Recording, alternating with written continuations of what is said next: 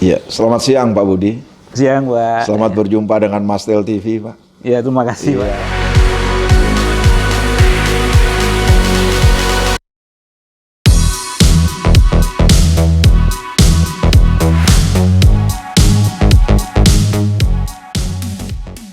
Selamat berjumpa dengan Mas Tel TV, Pak. Ya, terima kasih, Pak, Iya. atas kesempatannya. Ini luar biasa Telin ini, Pak.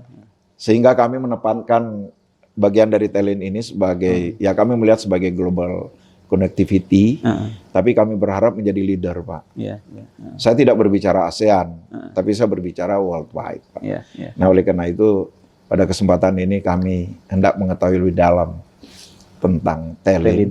Nah, oleh karena itu, seperti apa Pak Telin sekarang ini setelah 2007 itu didirikan? Kelihatannya latar belakang tentang Telin ini melekat sekali di Pak Budi. Ya, Pak. Jadi ya kita tahu dari awal Telin ini dibentuk sebagai arm dari Telkom untuk berbisnis internasional, gitu ya. Kita mula-mula dulu hanya melakukan membantu grup untuk layanan-layanan internasional gitu ya. Tapi saat ini harapan besarnya adalah ini menjadi benar-benar pemain global yang bersaing dengan pemain-pemain dunia lainnya gitu, Pak. Jadi kalau bisnis kami itu lebih banyak di B2B, wholesale, enterprise, ada retail. Kita retail itu ada MVNO, tinggal di Hong Kong gitu ya. Kecil sebetulnya, sama lagi MNO karena kita beroperasi sebagai operator seluler di Timur Leste, gitu. Betul. Tapi di retail ini porsinya hanya sekitar 5%, Pak. 95% kita bisnisnya ada di B2B, gitu ya. Kita saat ini ada 10 global office, jadi yang ada kantornya ada di 10 negara. Terus kemudian kita ada 5 sales representative, gitu ya. Jadi total sebetulnya activities kita di luar tuh yang kita punya reps itu ada 15 gitu ya. Tetapi sebetulnya layanan kita itu sudah menjangkau 58 kota di 26 negara. Jadi secara layanan udah mengcover 26 negara ini, Pak, gitu ya. Nah, ini yang kira-kira yang paling big drivernya ini untuk Telin ini apa gitu yang ya? menjadi yang terbesar untuk mendatangkan katakanlah bisnisnya itu di USA atau Eropa atau Asia. Jadi gini, kita beroperasi sebagai satu kesatuan gitu ya, gitu ya. Memang kita bisa membuka revenue di mana aja gitu ya. Tadi kalau kita lihat driver kita terbesar itu ada di infrastruktur gitu ya. Kita banyak kapasitas kabel laut. Saat ini mungkin kabel laut kita punya kapasitas di 27 sistem kabel laut internasional, Pak. 12 diantaranya kita anggota konsorsium. Jadi kalau total panjang kabel laut yang kita miliki kapasitasnya itu sampai 250.000 kilometer lebih. Jadi 5 kali kelilingin bumi gitu, Pak. Jadi 5 kali gitu. Memang nggak banyak yang tahu di Indonesia ya gitu. Tapi kira-kira urat nadi internet Indonesia itu mungkin 70-80% itu tergantung sama Telin. Gitu, karena untuk konektivitas globalnya itu banyak memakai infrastruktur kita gitu, baik untuk Telkom Group maupun ISP ataupun OLO lain gitu ya. Jadi ada di sana gitu ya. Kalau kita lihat mana yang tumbuh gitu ya. Bapak tadi kita ngomong region. Kalau Telin itu beroperasi di 3 regional gitu ya. Kita bagi regional. Kalau Telkom kan Tirek gitu ya. Ini juga kita punya namanya Tirek, Pak. Telin regional gitu ya. Oh, ada. Ada gitu. Kita bagi 3 zona gitu seluruh dunia. Ada yang kita sebut dengan SEAN, jadi Southeast Asia, Asia Tenggara, Australia, New Zealand itu satu region. Terus kemudian kita punya lagi namanya ROAM, Rest of Asia, di luar yang tadi Southeast Asia, Rest of Asia. Kemudian Mid Afrika dan Middle East, gitu. Itu satu region juga. Terus kemudian region ketiganya kita sebut ENLA, Europe sama North Latin Amerika. Nah, jadi 3 region ini. Jadi kalau satunya sudah mulai mau tidur, satunya bangun, Pak. Gitu ya. Jadi kita 24 jam. Jadi 24 jam ini. Selalu ada yang bangun di Telin itu. Gitu ya. Itu berarti unik ya, Pak. Unik. Internasional. Internasional ya unik. Kalau kita coba punya region Cuman tiga time Indonesia zone Barat, tiga zone itu ini betul-betul 24 jam. 24 jam worldwide. kita worldwide gitu. Jadi tim kita yang mensupport seluruh bisnis itu ya practically memang benar-benar 24 jam gitu. Karena selalu ada aja yang lagi bekerja gitu pada satu waktu tertentu gitu. Jadi setelah kita lihat bahwa di sini adalah sebenarnya pipa-pipanya itu. Terutama ruas-ruas untuk submarine cable-nya juga. Kalau kita coba, ya saya coba scan juga Pak, tentang Telin ini ternyata POPs-nya juga begitu besar Pak. Iya, sehingga saya juga berpendapat, Pak, akhirnya pada waktu kami juga membahas tentang bagaimana mendrive traffic, tapi bukan traffic pada jaringan orang lain, tetapi dia merupakan satu paket di jaringan digital. Nah ini perkembangan mau ke depan seperti apa lagi Pak, agar supaya semakin besar kita peroleh. Kita kan tahu ya Pak ya bahwa sekarang mau nggak mau perkembangan teknologi digital itu basic foundation-nya itu ada digital infrastructure-nya, gitu ya. Nah, Telin sendiri karena bermain di B2B itu sudah memposisikan kita itu sebagai fokus gitu ya. Kita udah set visi kita sebutnya North Star, tapi sebenarnya visi gitu ya. Itu menjadi digital infrastructure and platform partner of choice for enterprise and hyperscalers in Asia Pasifik. Gitu spesifik di sana. Jadi kita secara portofolio memang fokus digital infrastructure. Tadi saya sudah share bahwa kita saat ini punya kapasitas di 27 kabel laut internasional, 12 diantaranya kita anggota konsorsium. Tapi ini nggak berhenti sampai di sini saja, gitu ya. Kita masih aktif di beberapa proyek saat ini, gitu ya. Ada 3 kabel laut project yang kita jadi anggota konsorsium di sana. Yang pertama itu Southeast Asia Japan Cable atau SJC2. Ini yang kedua. Yang pertama juga kita gabung di sana, menghubungkan negara-negara Southeast Asia ke Hong Kong dan Jepang. Kemudian yang kedua kita sebut kabelnya Bifrost. Bifrost ini adalah konsorsium kita juga dengan salah satu pemain digital seperti Meta. Bergabung di konsorsium ini menghubungkan Southeast Asia lewat Indonesia, Manado, terus kemudian sampai ke Amerika. Nah, ini yang kedua, sedang ongoing project.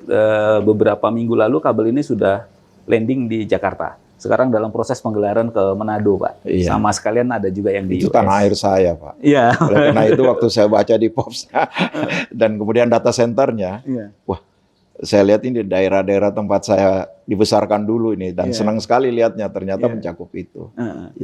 Yang ketiga itu Simiwi 6 atau Simiwi 6 itu Southeast Asia, Middle East dan Western Europe. Itu menghubungkan dari negara-negara Southeast Asia ke Middle East kemudian ke Eropa. Ini proyek sedang berjalan juga gitu ya. Nah, di luar dari ini kami menginisiasi yang namanya ICE Cable. ICE itu adalah Indonesia Cable Express. Terdiri dari 7 sistem. Karena kita ingin menjadikan Indonesia ini sebagai hub untuk konektivitas atau subsea kabel di kawasan Indo-Pasifik ini. Gitu. Jadi, Indo-Pasifik ya? Iya, jadi kita ingin jadi center. Harusnya Indonesia yang jadi center. Leaningnya ini, kalau saya lihat di-involve di global ininya, berarti strategi tentang konsorsium dan kemudian ICE tadi ini bagian dari seluruh kekuatan untuk agar kita berada di lining tadi itu. Iya, betul Pak. Jadi kita punya target bahwa kita menjadi top 3 player di kawasan Asia Pasifik ini untuk bisnis subsea kabel. Itu cita-cita kita. Jadi 7 kabel ini itu menghubungkan Indonesia ke seluruh belahan dunia. Ada 7 sistem Pak yang kita bangun. Sistem 1 itu fokus kepada konektivitas antara Batam, Singapura, dan Johor, Malaysia. Ini kan 3 ini pusat pertumbuhan data center. Dan itu trafficnya besar. Karena ini data center growing-nya di 3 area ini. Di 3 area itu.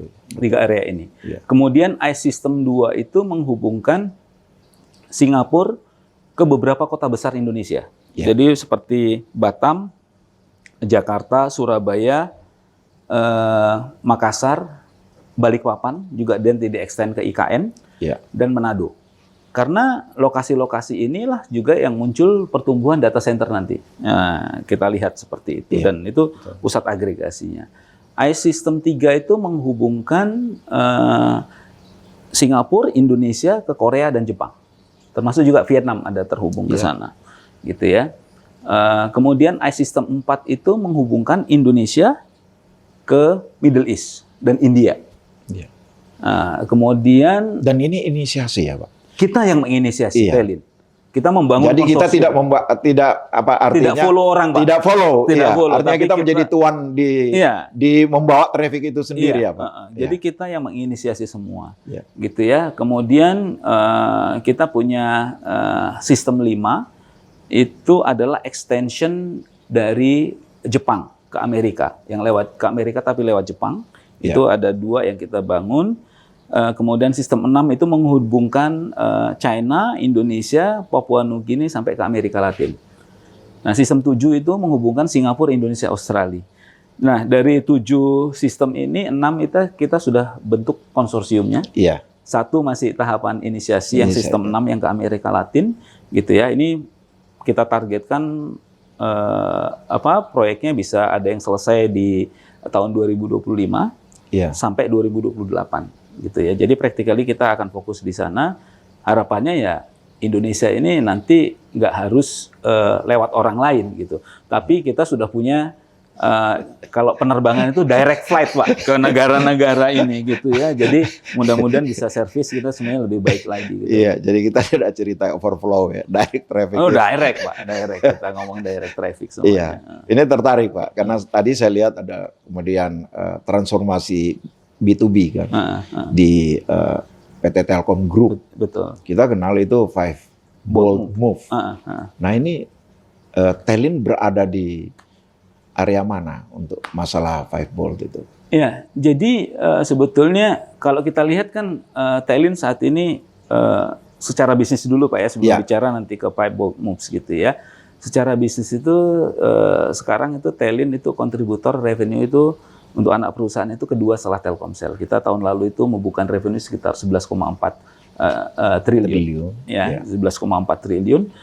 Di EBITDA itu sekitar 1,8 triliun dan di net income 950 miliar. Gitu. Jadi kalau kita pikir dulu 007 sebagai kenangan. Oh iya, udah porsinya kecil Pak.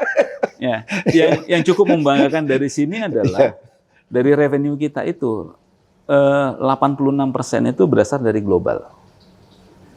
Dan 64% dari revenue kita itu nggak ada hubungannya dengan Indonesia, Pak.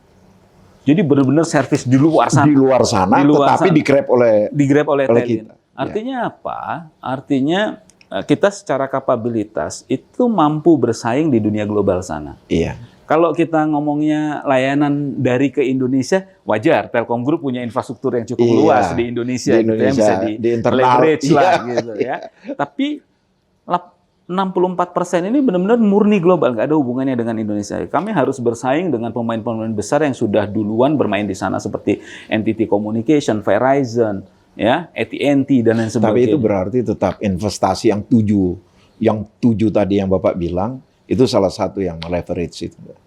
Jadi itu yang sekarang pencapaian sekarang itu kan terkait dengan investasi yang kita lakukan sebelumnya. Ya, kita ada 12 konsorsium, kemudian kita membeli di kapasitas di beberapa kabel lain itu dari sana gitu. Sementara yang 7 ini kan masih berjalan. Yang kita harapkan 7 ini akan mensustain growth-nya Telin untuk kedepannya. Drivernya itu. Jadi inisiasi yang akan mendriver. Mudah-mudahan logaritmis ya Pak pertumbuhannya. Iya, mudah-mudahan Pak gini eksponensial terus. Karena gini Pak, kalau kita lihat ya di 5 tahun terakhir aja, revenue kita itu konstan dengan pertumbuhan dengan CAGR itu 12%. EBITDA kita itu tumbuh dengan CAGR 21% per tahun. Net income kita itu tumbuh dengan CAGR 53%. Berarti tetap di double digit ya Pak? Tetap di double digit. Iya, sebagaimana merupakan kalau mudah-mudahan saya tidak salah itu visi atau misinya itu. Selalu. Tapi yang penting foundationnya kuat. Tapi foundationnya kuat karena dia bersifat sustainable. Sustainable. Iya. Gitu ya. Nah, nanti kalau Bapak tanya tadi kayak apa kaitannya dengan 5 bold moves? Apa role-nya Telin di 5 bold moves itu ya? Kalau saya lihat ada 3 paling enggak yang related dengan Telin. Itu yang pertama adalah yang terkait dengan data center. Sudah tahu kan? Sudah dibentuk. Salah satu support Telin adalah data center Telin yang ada di Singapura. Itu kita carve out, kita pindahkan ke New Tradisi. Ya. Itu kita lakukan, kita udah support itu. Itu berarti transformasi. Iya, kita pindahin. Tapi kita akan fokus investasinya di kabel laut, gitu ya. Betul. Nah, kabel laut ini akan mendukung data center, ya kan? Jadi yang kita bangun kalau kita bicara data center ini pasti butuh konektivitas. Iya. Jadi kalau saya ambil simpelnya biasanya ibaratkan seperti di industri penerbangan, Pak. Iya, betul. Kalau data center itu kayak bandara. Iya. Nah, bandara harus ada penerbangannya, Pak, gitu ya. Itu konektivitasnya. Iya, gitu. betul. Kalau ini data center ini menampung pemain-pemain global, ya mau nggak mau harus ada penerbangan globalnya, harus ada konektivitas globalnya. Contoh seperti Canggih lah. Iya, contoh seperti itu. Gitu. Jadi kalau kita lihat tadi kan beberapa proyek, contohnya ICE yang kita bangun. Betul. Itu akan mendukung inisiatif data centernya Telkom. Kalau kita lihat Batam, Jakarta, itu semua akan kita support dengan ICE Project. Juga beberapa kota yang nanti mungkin untuk data center yang size-nya medium gitu ya, nggak hyperscale gitu ya. Itu juga kita support konektivitasnya gitu, langsung ke global semuanya. Jadi data center ini menjadi meriah lah, Pak. Betul. Kalau nggak ada penerbangannya gimana, Pak? Iya, gitu, betul. Kan nggak ada pertukaran traffic nanti di sana. Gitu. Dan saya kira itu hal perjuangan yang betul-betul untuk supaya Singapura itu menyala ya, Pak. Ya, on fire lah. Batam lah, Pak. Batam yang sekarang sedang dibangun, Batam dan Jakarta itu kan pusat hyperscaler yang sedang dibangun Telkom itu punya infrastruktur yang memadai dari sisi konektivitas global. Yang kedua yang kita support juga ini masih ada kaitannya dengan FMC secara tidak langsung karena kita yang membawa konektivitas internet itu keluar. Nah, salah satu inisiatif yang kita lakukan adalah kita membangun gateway di Manado, Pak, gateway internasional. Kalau selama ini kan kita tahu Indonesia itu taruh gateway-nya di Batam. Mau terhubung kemana-mana ke Singapura dari Batam. Ya, 16 dari 17 kabel laut internasional itu, Pak, itu rutenya itu rata-rata ke Selat Malaka, majority ke Singapura. Iya, benar. Gitu ya. Kalau ada apa-apa bahaya untuk akses internet dari Indonesia bisa blackout gitu ya. Beberapa waktu lalu ada 2 kabel gangguan aja kan internet Indonesia lemot. Netizen udah mulai rame itu gitu ya. Nah, makanya kita buat gateway di Manado. Nah, kenapa di Manado? Karena kita pingin akses dari kawasan timur untuk internet itu bisa lebih cepat. Jadi dari Manado itu tadi inisiatif beberapa kabel kita itu landing di Manado. Paling enggak kita harapkan akan ada 4-5 kabel nanti yang landing di Manado yang menghubungkan ke kawasan regional. Kita sudah lakukan tes ya dengan sekarang kita buka gateway di Manado. Itu konektivitas dari kawasan timur. Itu lebih cepat, Pak. Jadi akses konten-konten yang majority ke Amerika itu dan itu besar ya, Pak. Itu kita bangun besar. Sekarang sih masih belum sebesar di Batam. Sekarang mungkin dalam orde sekitar 15%-an traffic yang disalurkan lewat sana gitu. Karena kita masih menyiapkan infrastruktur untuk semuanya juga terkoneksi ke sana. Berarti ada rencana ke depan untuk memindahkan, untuk membesarkan, Pak. Membesarkan ke sana. Iya, tapi khusus untuk kawasan timur gitu ya. Karena kalau kita lihat kalau traffic dari kawasan timur itu harus dibawa ke Jakarta dulu, baru dibawa misalnya ke Singapura. Itu dari paling timur ya, misalnya dari Jayapura ke Jakarta, itu latensinya udah 40 milisecond, Pak. Gitu, padahal ini kabel loh, Pak. Iya, padahal kabel nih, gitu ya. Jadi dengan kita bangun gateway di Manado itu, maka kita bisa memperbaiki latensi itu sampai 40%. 40%. Berarti 40%. Bisa bermain bisa lebih cepat lagi, lebih Pak. cepat lagi. Kan cita-citanya Pak Presiden juga ya harus infrastruktur itu harus merata, khususnya kawasan timur lah yang masih tertinggal gitu ya dengan bangun itu. Nah, itu kita harapkan dengan seperti itu akses internetnya jauh lebih bagus user experience-nya lebih bagus. Terus kemudian biaya juga lebih murah gitu ya untuk secara operasional gitu ya, sehingga kita bisa dukung ini perkembangan di FMC karena kan mereka salah satu service utamanya kan pasti akses internet, Pak. Ya, paket data gitu ya. Itu darahnya itu. Itu darahnya gitu ya. Yang ketiga sih dari Fiber Moves ya B2B, karena Telin juga bermain di B2B. Ya. Kan kita harapkan Telkom juga bisa mengambil market enterprise gitu ya, khususnya multinational company yang di Indonesia gitu ya. Dengan sekarang Telin punya infrastruktur di mana-mana, punya POP atau titik layanan di 58 kota, di 26 negara, gitu kan bisa di-leverage menjadi satu value yang bisa ditawarkan oleh teman-teman enterprise. Ini Pak, berita gembira. Sekedar aja kami mengalami dulu. Bagaimana harus memenuhi kebutuhan Bank Indonesia. Sementara untuk jaringan, dia bangun kantor di luar. Kami harus berunding ya dengan Singapore Telkom. Sementara pesaing kita pakai NTT Eats, Pak, yang ternyata harganya jauh lebih rendah. Dan kami harus kalah di situ. Dan kalau kalah, Pak, itu jangan sampai muncul di Rakor Pimtas, Pak. Itu bisa berat kalau berhadapan dengan beliau-beliau itu. Nanti dibully. Nggak boleh kalah, Pak. Nggak boleh kalah, iya. Nah, Anda boleh minta apa saja. Auction, Pak, ini sekedar tambahan bagaimana terjadi lompatan yang menggembirakan sekali seperti sekarang. Jadi kami rasakan sekali perubahan itu, Pak. Gitu. Jadi ya sekarang kita praktikali untuk 26 negara kita sudah punya servis milik sendiri. Kita nggak perlu ketergantungan dari orang lain gitu ya, Pak ya, dengan partner. Tentu ada, kita juga kan contoh even di Amerika gitu, kita punya operasi di sana. Ya kalau lokal loop ya kita pasti beli dari operator setempat ya, Pak ya. Tapi paling nggak kan sudah semakin kecil porsi yang ketergantungan kita ke orang berbagi lain. Itu kan. Jadi kira-kira seperti itu. Jadi 3 area ini yang mungkin kita dukunglah strategi transformasinya Telkom di Fiber Moves. Baik. Gitu. Saya kira tentang apa yang dibicarakan tentang double digit itu ternyata terbukti ya.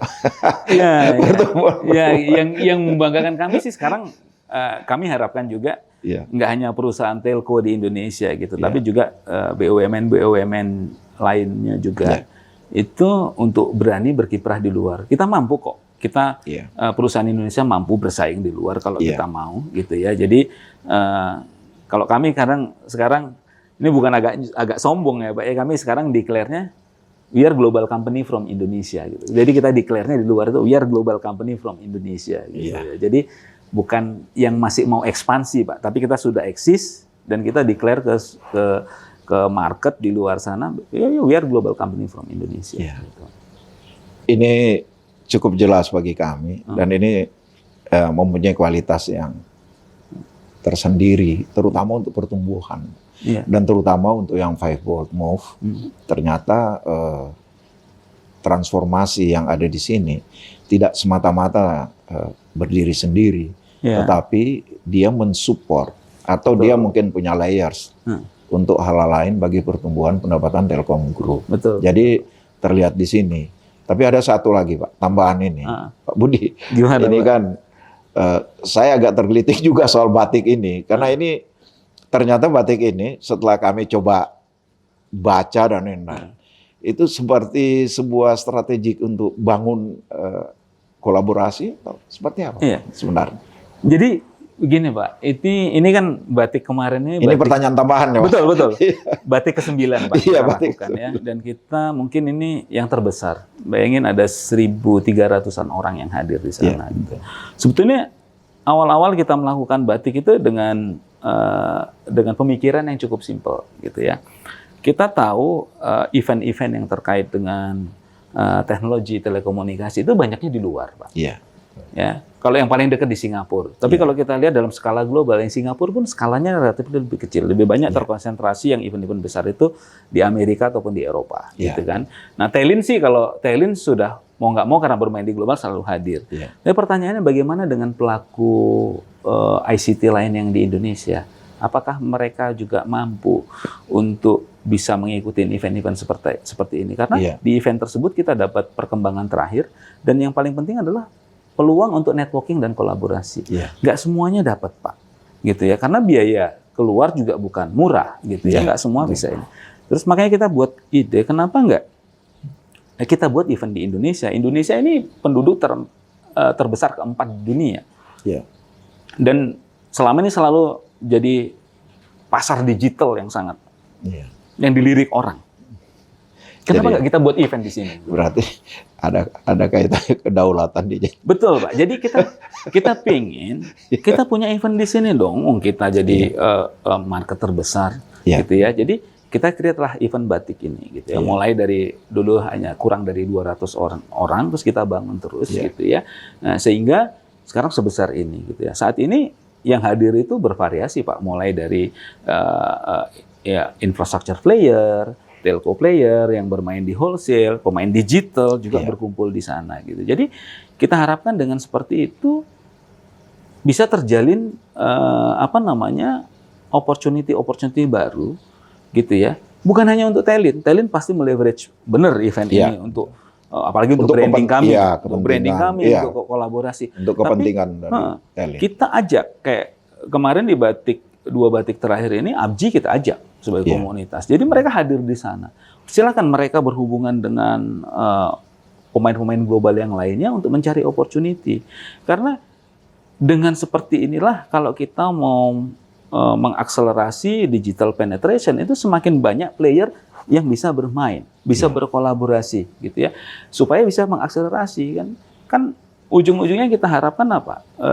Pertumbuhan dari digital ekonomi Indonesia ini tumbuh, gitu ya. Cita-cita saat ini, dan ini salah satu pilar di Indonesia Emas 2045, gitu ya, digital ekonomi ini, gitu. Dan itu nggak bisa dilakukan sendiri, pasti harus kolaboratif effort dari semuanya, gitu. Jadi kita harapkan dengan adanya batik ini yang kita buat seperti ini, yang pemain global banyak hadir di sini, ini dimanfaatkan sepenuhnya oleh pemain-pemain Indonesia yang lainnya untuk mencari opportunity untuk berkolaborasi dengan mereka, karena mereka hadir ke sini. Dan itu kan lebih murah bagi mereka dan untuk itu datang sustain ke ya, Pak. Artinya kan dia dari waktu ke waktu itu tumbuh terus, Pak. Artinya tandanya kalau banyak peserta kan berarti memang itu sudah menjadi event yang menarik untuk semua pihak. Artinya mereka mendapatkan satu manfaat bisnis yang betul, Pak. Dan itu kalau kita lihat tahun lalu kita ada sekitar 1000-an orang, tahun ini hampir 1.300-an.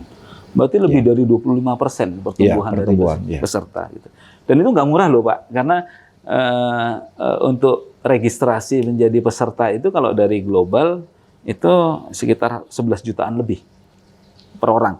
Kalau untuk yang kita kolaborasi yang dengan Abji, ya kita kasih spesial lah, Pak, gitu. Untuk main-main lokal kita berikan harga spesial, gitu ya, nggak sama dengan mereka, karena kita harapannya mereka bisa lebih banyak berpartisipasi. Akhirnya, Pak, saya bisa menangkap ya, buat Telin ini kan kalau orang baca internasional, ternyata bisa membawa internasional ke dalam pertumbuhan yang ada di internal kita sendiri. Iya, kita harapkan ya Telin bisa jadi katalis, gitu, Pak, gitu ya, katalis kita, karena memang belum banyak, dan bukan hanya itu, Pak. Kadang-kadang kita itu merasa inferior. Teman-teman banyak, kita bisa nggak di luar sana? Enggak, kami bisa kok, gitu ya. Kami bisa kok mimpin di luar, bawa perusahaan-perusahaan besar ini ke dalam juga kami bisa, gitu. Jadi Indonesia itu bisa.